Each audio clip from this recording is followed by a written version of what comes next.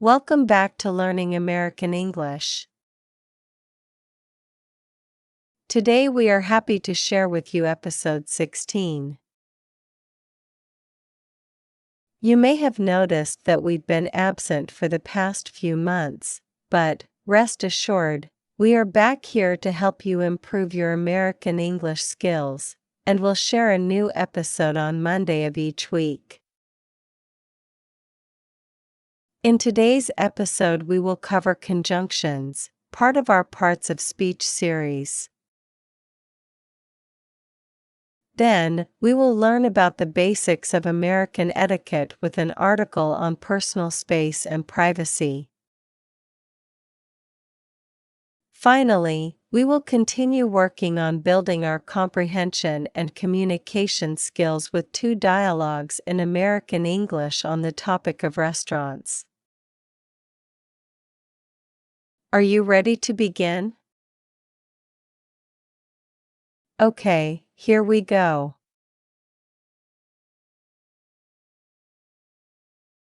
Conjunctions in Writing, a Comprehensive Guide. What are conjunctions? Conjunctions are words or phrases that connect words, phrases, clauses, or sentences together. They act as bridges in writing, helping to create smooth transitions between ideas and showing relationships between different parts of a sentence or text. Think of conjunctions as the glue that holds your writing together, making it more coherent and easier to follow. How conjunctions function in writing. Conjunctions serve several important purposes in writing. Creating flow, they help ideas move smoothly from one to another, preventing choppy, disconnected sentences. Instead of writing, I went to the store. I bought milk. I forgot my wallet. You can write I went to the store and bought milk, but I forgot my wallet. Showing relationships, conjunctions clarify how ideas relate to each other, whether they're contrasting, adding information, showing cause and effect, or presenting alternatives. Combining ideas, they allow writers to combine related thoughts into more sophisticated sentence structures, creating variety and preventing repetitive short sentences. Types of conjunctions. Coordinating conjunctions, fanboys, for, and, nor, but, or, yet, so, connect words, phrases, or independent clauses of equal importance. Subordinating conjunctions, such as because, although, when, if, since, connect dependent clauses to independent clauses, showing that one idea is subordinate to another. Correlative conjunctions work in pairs either, or, both, and, not only, but also, to connect equivalent elements. Conjunctive adverbs, however, therefore, furthermore, meanwhile, connect independent clauses while showing the relationship between them. 10 example sentences with highlighted conjunctions. The rain was heavy, but we decided to go hiking anyway. Although she studied for hours, Maria still felt nervous about the exam. We can either go to the movies or stay home and watch Netflix. The team practiced diligently, so they were well prepared for the championship. Not only did he finish his homework early, but also he helped his sister with hers. I wanted to buy the book, however, it was too expensive. Since the weather was perfect, we decided to have a picnic in the park. She loves both classical music and jazz. The store was closed when we arrived, yet we waited hopefully outside. If you practice regularly, you will improve your piano skills, and you might even perform in the recital. Mastering the use of conjunctions will significantly improve your writing by making it more fluid, sophisticated, and easier to understand. They're essential tools for any writer looking to create clear, well-connected prose.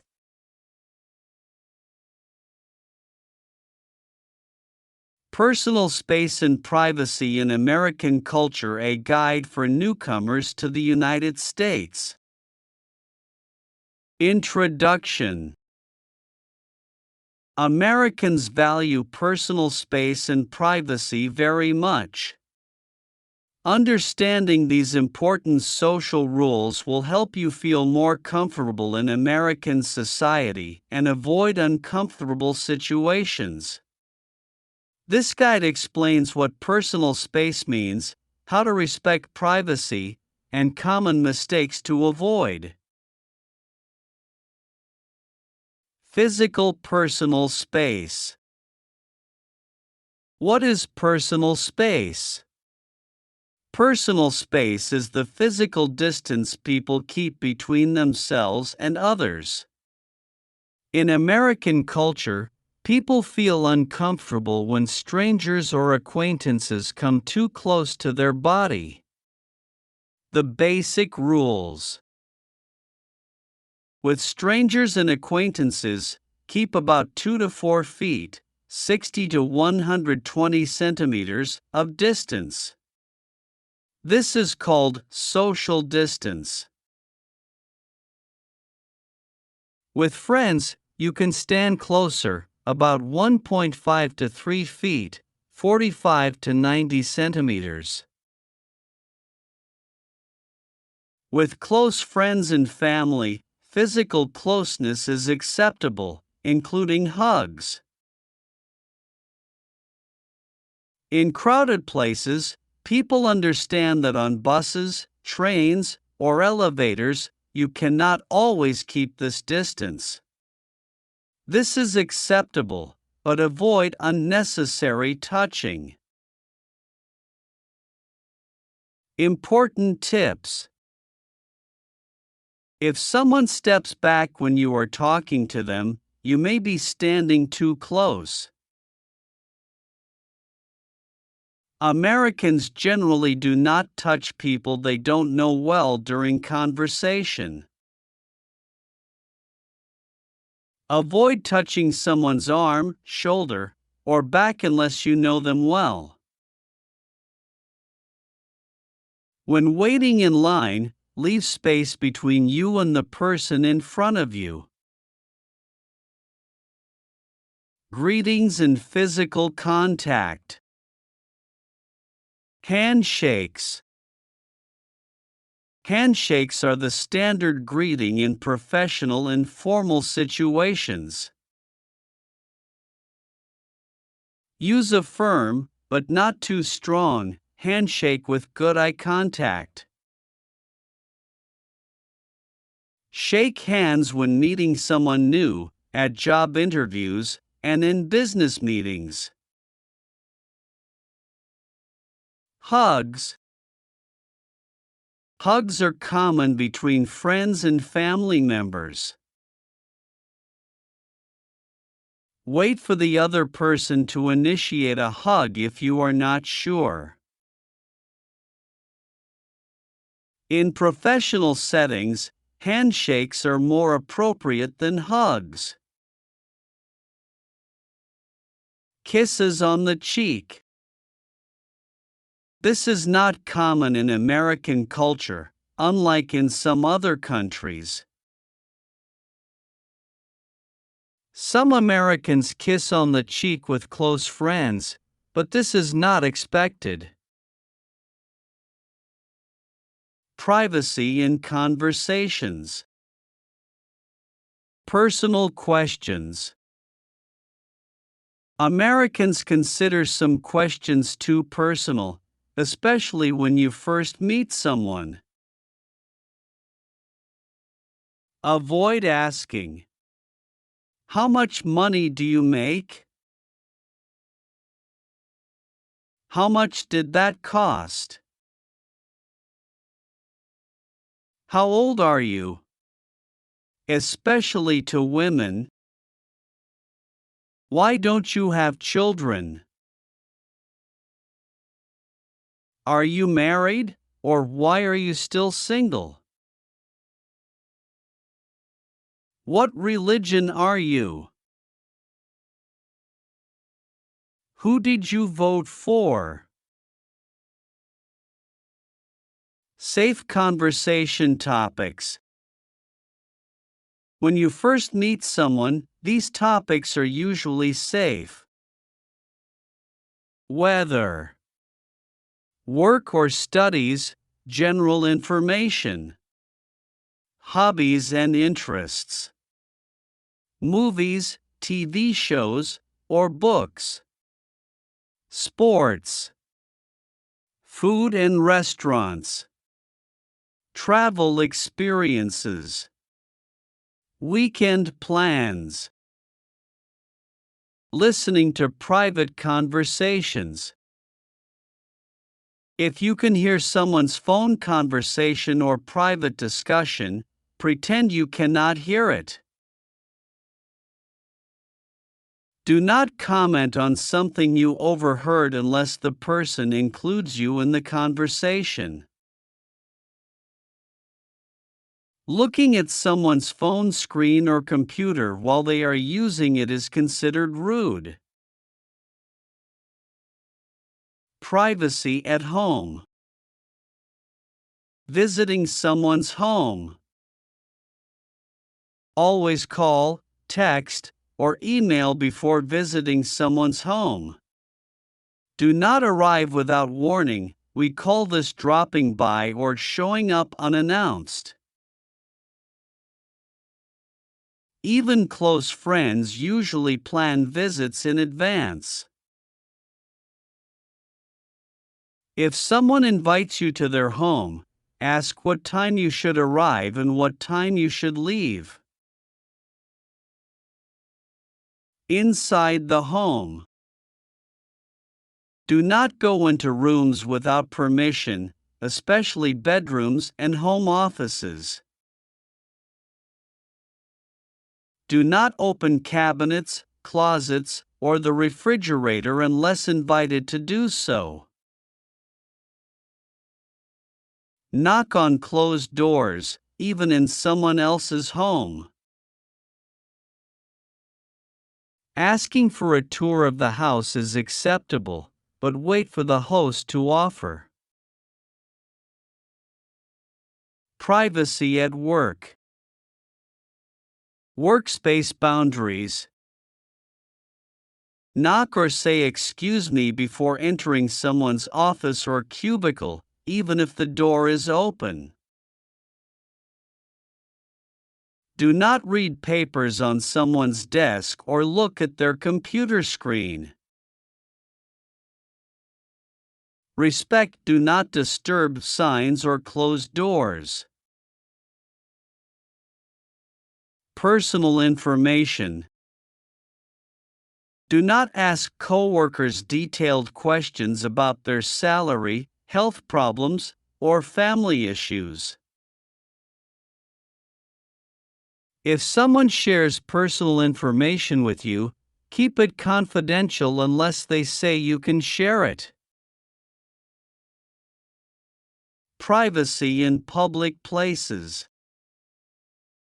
Elevators and public transportation. Americans usually remain quiet in elevators or offer only brief greetings. On buses and trains, people avoid sitting directly next to strangers if other seats are available. Keep your voice low when talking on your phone in public places. People generally do not start long conversations with strangers on public transportation. Bathrooms.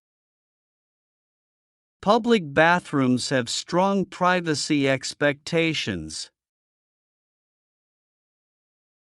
Do not try to talk to someone in a bathroom stall. Leave empty space between stalls when possible. Wash your hands quickly and quietly. Digital privacy. Phones and devices. Never use someone's phone or computer without asking permission. Do not look through someone's photos, messages, or emails, even if they hand you their phone. If someone shows you a photo on their phone, do not scroll to see other photos without asking. Social media. Do not take photos of people without their permission. Ask before posting photos of others on social media.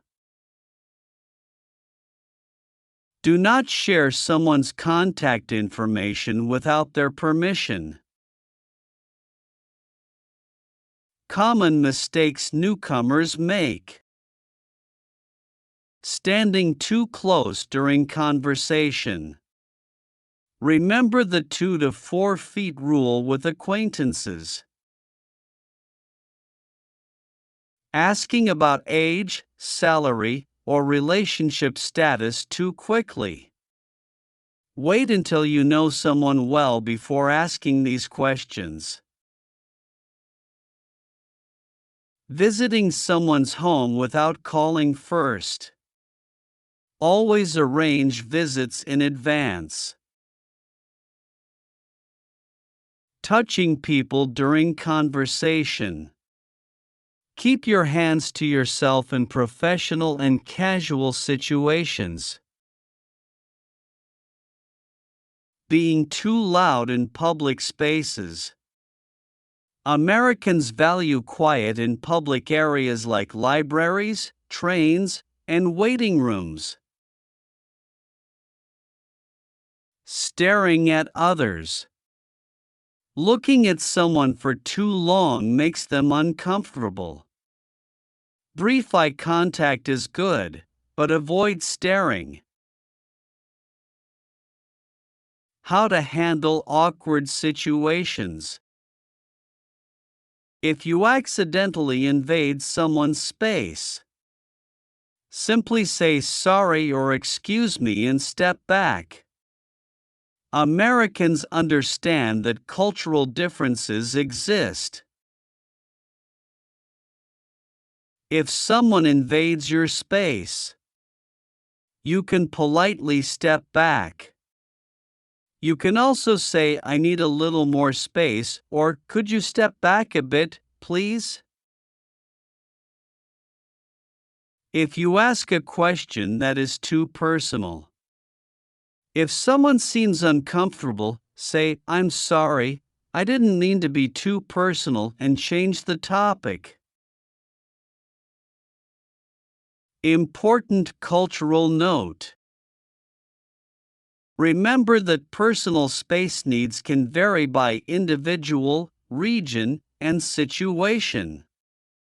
People in large cities like New York may tolerate less personal space than people in rural areas. Some Americans are more physically affectionate than others. Pay attention to individual signals and follow the other person's lead.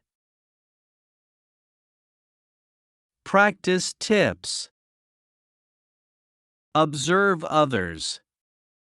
Watch how Americans interact in different situations.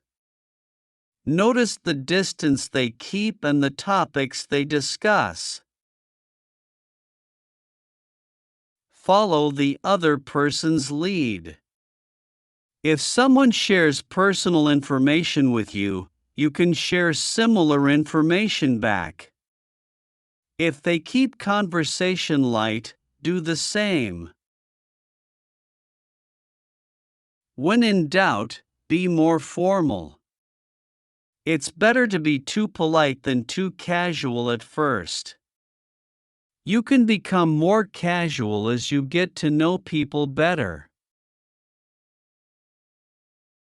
Ask trusted American friends for feedback. If you have American friends or colleagues, ask them to tell you if you do something that seems unusual. Conclusion: understanding personal space and privacy in American culture takes time and practice. Americans generally prefer more physical distance and privacy than people in many other cultures. By following these guidelines, you will show respect for American social norms and help others feel comfortable around you. Remember that making small mistakes is normal when learning about a new culture. Most Americans will appreciate your effort to understand their customs and will be patient as you learn.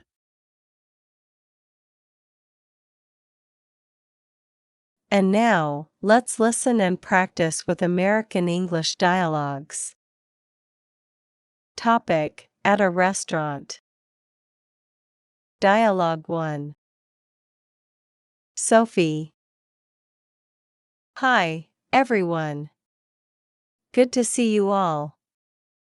I'm starving. Should we order some food? Rachel. Yes, that's a great idea. I heard this is a fantastic restaurant. Server. Hello, ladies. Can I get you started with something to drink? Sophie. Yes, please. I'll have a glass of red wine. Rachel. Make it 2, please. Server. Of course. And would you like to hear about our specials today? Sophie. Definitely. What do you recommend? Server. The grilled salmon is one of our most popular dishes, but our ribeye steak is also perfect. Rachel. Both sound delicious. I think I'll go for the steak.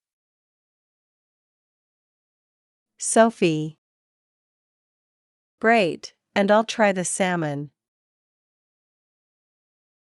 Server. Excellent choices. Would you like any sides or appetizers to start? Friends. Yes, please. Sophie. We want to share some garlic bread and mixed green salad. Server. Wonderful. It won't be long for your drinks and starters to arrive. Is there anything else you need in the meantime? Rachel.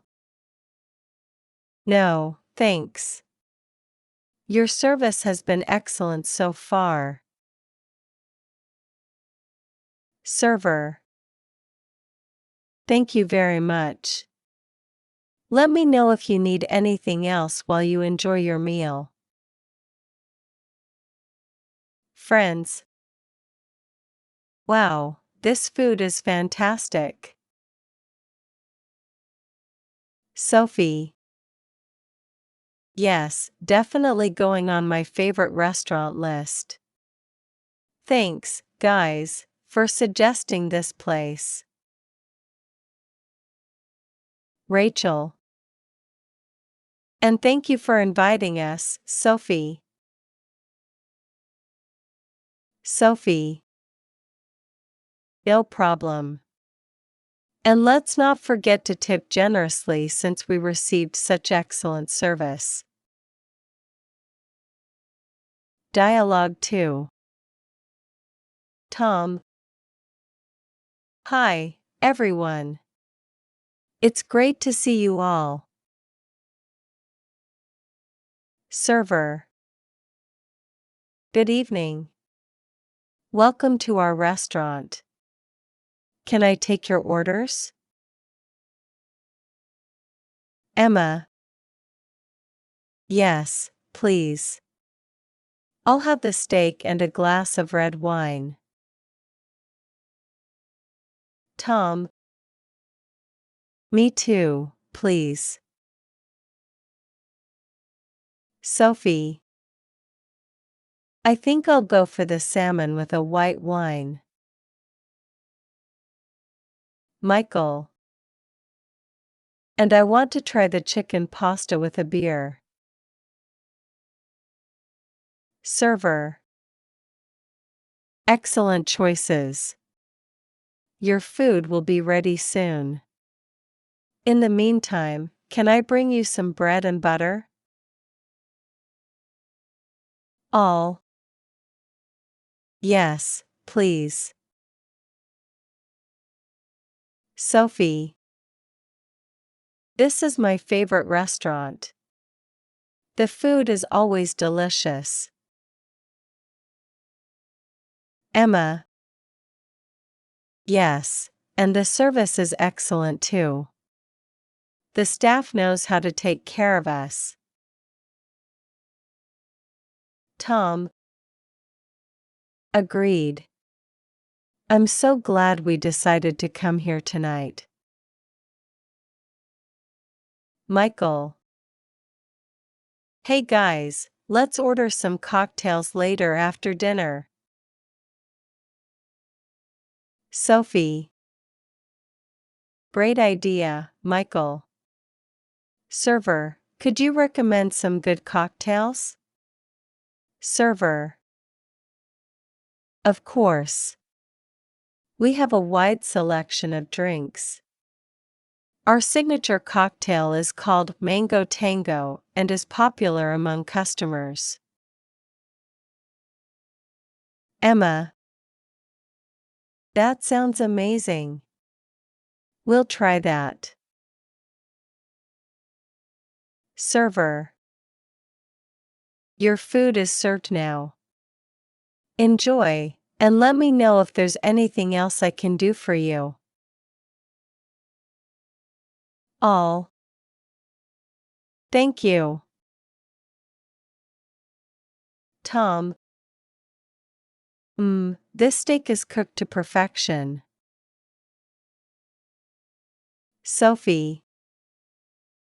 And this salmon is divine. I love it when the skin is crispy like this. Michael. Wow, this chicken pasta is fantastic, so many flavors in one dish. Emma. This was such an excellent choice for dinner. Thanks, guys. All. Thank you, Emma, for suggesting this place. Are you an English learner or teacher? Is teaching or learning American English important to you? My name is Johan Elvis Sersea, M.A., M.A.T., nicknamed by my English learner students as Maestro Sersea. I'm an American English teacher with over 35 years of teaching experience in California, USA. With your investment of time, positivity, hard work, and determination, you, too, can become more fluent in American English.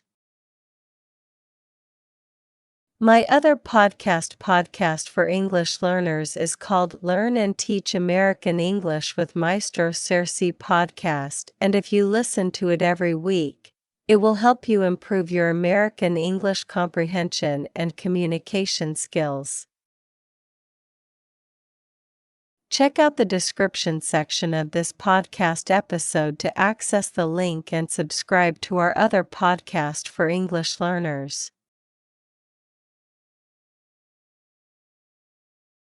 We hope you've enjoyed episode 16 of Learning American English, a podcast created by Mr. Johan Elvis Sersea, also known as Maestro Sersea, a California-based American English community college instructor who has been teaching American English to English learners in California, United States of America since 1989.